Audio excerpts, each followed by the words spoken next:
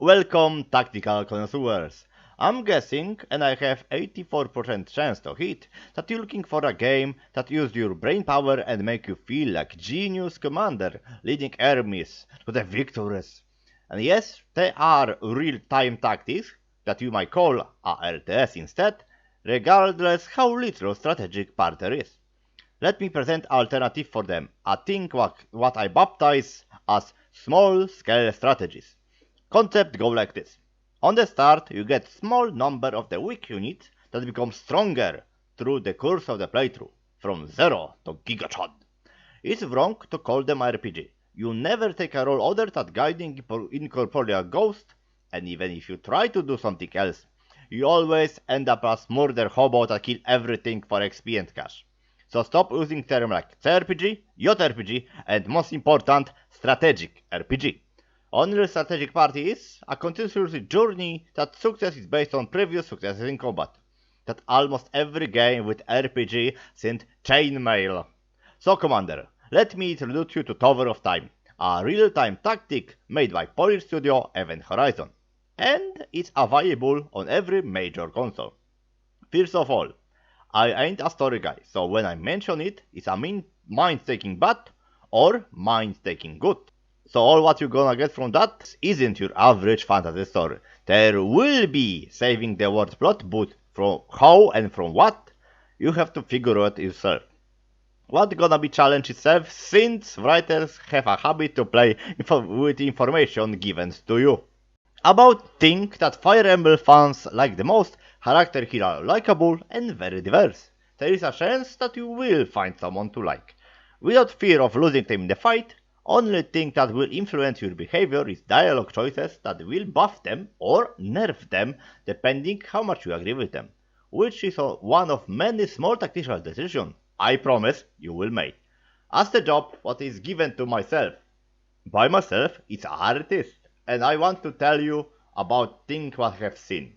And what my eyes gazed upon was generic high fantasy that wasn't related to Lord of the Rings. What for me is a huge plus. Technically everything is sharp, polished and presented in isometric diorama style. Things like this put smile on my face. All of this was undermined by giant magic crystal, TM, glowing auras, medieval architecture and spike meshed armors as weapons, just with detail to add more details instead giving personality to thing in question. Even with environmental storytelling, game aesthetic aren't thing I will recall to inspire me to put them on the canvas. Let this do this description from this game. Almost everything what is underneath is worth a try. On the beginning, our first decision is to pick a difficulty setting, a part of every game what have it that fill my heart with flaming hatred. They boring, lame and make balancing a chore for everybody, and for games like those, make them confusing to start. Especially demoralizing for the first time player, since they never play it and now have to make a personality and gaming experience self-check to pick what will kite them best from them. And fundamental part of every tactical game lies within balance. If it's too easy, thinking cease, and thinking is only thing that is challenged here. If it's too hard, many tactics and strategies are inefficient, and your mindset is set about solving them like a puzzle instead of finding a way that suits you the most. In overall experience, they provide the suck and should be stopped added into games. In this case, I started on the second hardest and later crank it up to the hardest, so you have a glimpse how challenging Tower of Time is. By the way, this is the default way how I explore the tactical games.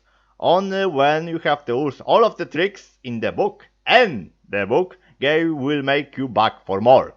Difficulty modes, on the other hand, are awesome, because they put mechanics in a different light. They don't change the game, but your understatement of it.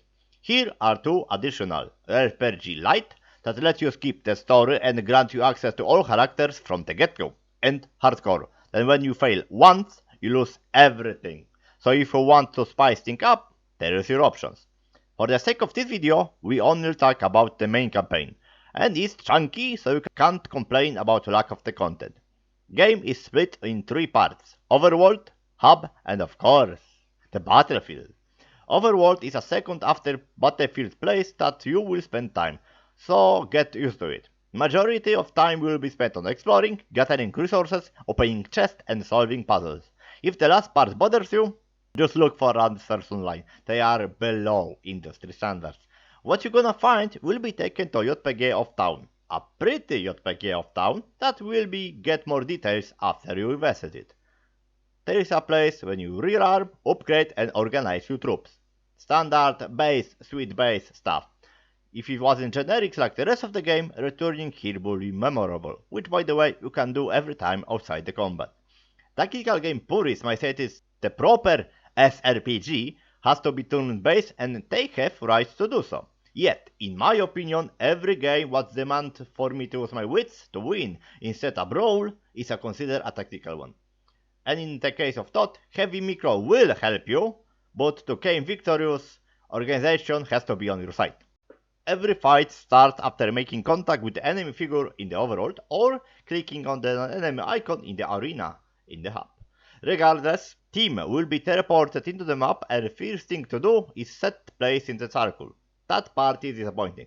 Changing position is barely inconvenient, and you will do it constantly because enemies always come to you from many gates, preventing you from sitting there and holding one door. So you have to be on the move all the time, paying attention all the time, thinking ahead all the time.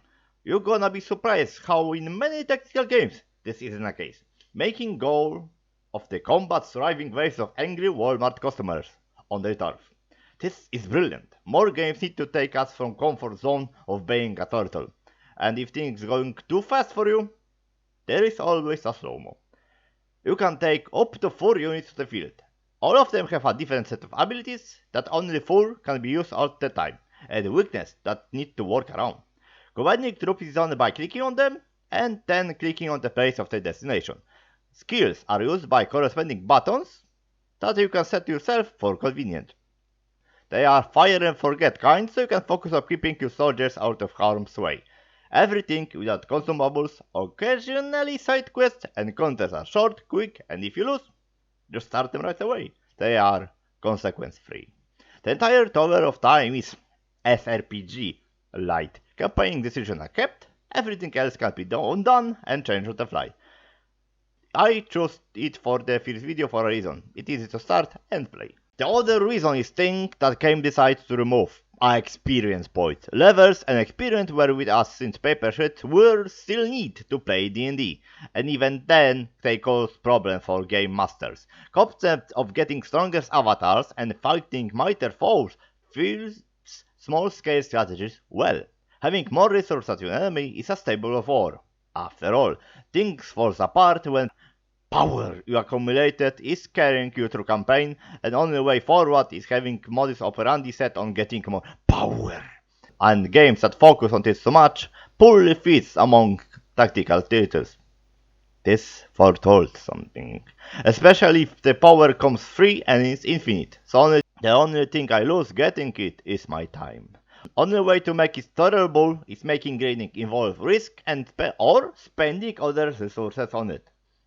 Tower of Time proves that you can do it without the XP, and I adore it for it. More games should wave XP a goodbye. The only real gripe with this game is that majority of the equipment is randomly generated. Randomly generated? Randomly generated. Some randomness is required in the small scale strategies. Yet, multicolor random feature, junk, learned me how to store trash instead making logical decisions. This needs wonders to work, and creators of TOT are out of thoughts. And so you have it. Technically correct yet artistically shallow, small scale strategy with light consequences and more action based than most games of its kind. That its biggest achievement is removal of XP and being fun. Sometimes that's enough. So I recommend this to you, Commander, if simplicity don't repulse you too much. This is one of my favorite new tactical games, and I will talk about them. But for my next video, I given enough hints that what will come. Thank you for your time, and if you want to tell me something or recommend, comments are to your disposal.